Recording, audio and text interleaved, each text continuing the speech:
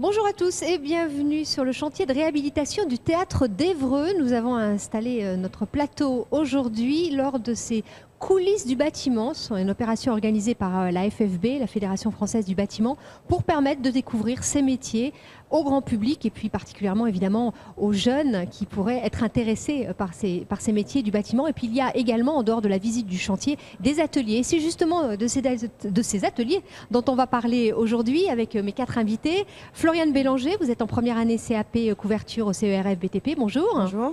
Romain Dix, formateur couverture CERF BTP. Bonjour. Estelle Delahaye, vous êtes en CAP 1 an marqueterie à Brionne. Bonjour. Et puis Élodie Stéphane, vous êtes en 2e année peintre CAF BTP à Évreux. Oui, bonjour. Voilà. Alors vous avez, donc je le disais, pendant toute la journée, tenu des ateliers pour présenter votre formation, vos métiers aux jeunes. D'abord la réaction de ces jeunes qui sont venus vous voir. Qu'est-ce qu'ils vous disent? Ils sont surpris? Ils sont intéressés? Intéressés et surpris. Oui. Oui. Intéressés par quoi? Après, j'ai envie de dire, cela dépend du futur métier qu'ils ont envie de faire. C'est vrai que quand on fait ce genre de métier, c'est par passion et envie. Si on n'est pas intéressé, ça vaut pas le coup de le faire parce qu'on se force à le faire et du coup, on ne prend pas y plaisir. Et surpris pour quelle raison? Surpris pour la découverte du métier.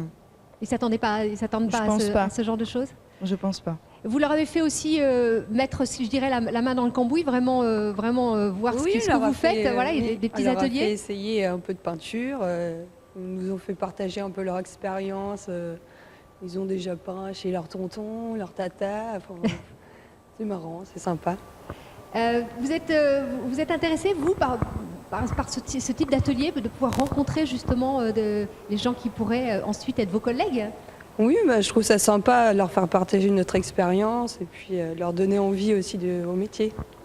Est-ce que vous aussi, vous avez participé à ce type de rencontres et ce type de portes ouvertes pour justement arriver à ce métier-là? Comment vous est venue l'envie et l'idée d'arriver à ces métiers? L'envie, par rapport à mon conjoint, parce que mon conjoint a ouvert son entreprise dans la couverture. J'allais un petit peu l'aider et ça m'a plu tout de suite, donc j'avais envie de me lancer. Et vous? Comment vous avez choisi ce cursus? Moi, en fait, au début, j'étais intéressée par les métiers d'art, parce que j'adore tout ce qui concerne l'art. Et j'avais commencé par un CAP ébéniste en 2 ans. Et je voyais que ça me passionnait. Donc du coup, ensuite, j'ai tenté le BMA, qui est un brevet des métiers d'art qui se fait aussi en 2 ans. Et toujours par passion, je me suis tentée aussi en CAP tapisserie et en CAP marqueterie là, cette année. Et donc, c'est vrai que, comme je l'avais expliqué, ce genre de métier, il faut le faire avec plaisir. Et parce que quand on voit la beauté des choses, on y va avec le sourire, on est heureux de ce qu'on fait, heureux de montrer la passion qu'on a du métier qu'on fait. Donc, vous êtes un bel ambassadeur pour ceux qui nous écoutent, qui nous regardent. Élodie, vous, votre parcours? Donc moi, c'est parce que je suis très manuelle. Et j'ai fait un peu de dessin. Et un jour, j'étais une journée porte ouverte au CFA de Montivilliers, donc sur le Havre. Et j'ai le professeur d'atelier qui m'a montré tout ce qu'il faisait en décoration. Alors, il faisait du faux bois, du faux marbre, de la fausse pierre. Et quand j'ai vu ça, je me suis dit, mais je veux savoir le faire. Du coup, j'ai commencé mon CAP sur le Havre et je suis arrivée à Évreux pour faire mon BP. Et ensuite, faire une mention décoration pour faire ce que je veux. Voilà. Romain, je disais, vous êtes formateur, vous? Oui, voilà. C'est ça la première qualité, comme disait Estelle, c'est la passion? La première, c'est l'envie. Ouais. Vient après la passion. Voilà. Ouais. L'envie d'apprendre quelque chose, l'envie de découvrir quelque chose. Et après, petit à petit, la passion arrive. Et une fois que la passion est là, il n'y a plus de limite, quoi. Parce que ce sont des métiers difficiles, vous, par exemple, couverture? Je suis issu d'un cursus vraiment du bâtiment, avant d'être formateur. Métier difficile, oui, les conditions météorologiques, l'aptitude en hauteur. Voilà, c'est un métier difficile, mais c'est un métier qui est tellement prenant, qui est tellement passionnant. Voilà, ce qu'on fait, ça reste, ça se voit d'en bas, ça se voit de partout. Donc les toits de Paris, tout ça, on a des belles références dans la couverture. Donc bien sûr que voilà, c'est hyper passionnant, c'est prenant, c'est difficile, mais c'est un très beau métier, quoi. Typiquement, vous, par exemple, votre métier, on le voit partout. Ça peut être sur des maisons individuelles comme sur des bâtiments. Voilà, on en a besoin toujours. un toit, tout le monde devrait en avoir un. Voilà, on a des toits plus prestigieux, peut-être un peu moins prestigieux, mais c'est ce qui fait la richesse de notre métier, quoi. Quand on rénove du bâti ancien, quand on fait du neuf, quand on fait de l'ancien moins classé, quand on fait du monument historique, voilà, on a un métier qui se voit, quoi. Là, vous êtes entouré de 3 jeunes femmes. Je dois dire que je suis assez heureuse parce que ce ne sont pas des métiers, nous dit-on, qui sont très féminisés. Est-ce que je me trompe? Il y a des métiers du bâtiment, oui, un petit peu plus, comme le carrelage, la marqueterie, voilà, ça vise un public un peu féminin, voilà. La couverture, c'est très très rare, voilà, c'est très très rare, mais c'est une super nouvelle, c'est une nouvelle rentrée, c'est une expérience pour moi en tant que formateur qui est vraiment superbe, voilà, ça se passe super bien. Après, dans la peinture, je sais pas trop, je connais pas trop. On a des métiers qui se côtoient peu sur le chantier, on arrive souvent avant. Des femmes, je sais pas s'il y en a beaucoup en peinture. Si, il y en a beaucoup, de plus en plus. Je sais que moi, dans mon entreprise, là, on est 4, dont 2 apprentis.